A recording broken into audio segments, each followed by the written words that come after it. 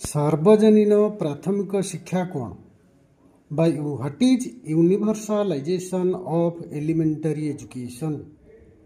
आमे जानिछंती भारत आम भारतवर्ष 1947 मसीहा अगस्ट 15 तारिख रे स्वाधीनता लाभ कला एवं यहाँ पर 1950 मसीहा जानुआरी 26 तारिख रे भारतर संविधान कार्यकारी करागला।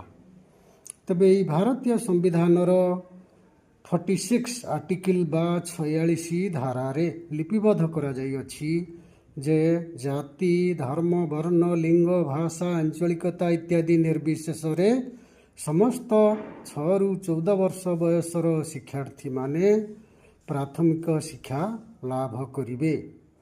तेणु प्राथमिक सार्वजनीन प्राथमिक शिक्षा कहिले आमे बुझू जे सार्वजनीन नाम लेखा बा universalization of enrolment, then point 2 universalization of retention बा सार्वजनीन अटक व्यवस्था, नंबर 3 यूनिवर्सलाइजेशन ऑफ सक्सेस बा अचीवमेंट बा गुड़िया कहू गले सार्वजनीन सफलता एवं fourth point universalization of participation बा सार्वजनीन अंशग्रहण।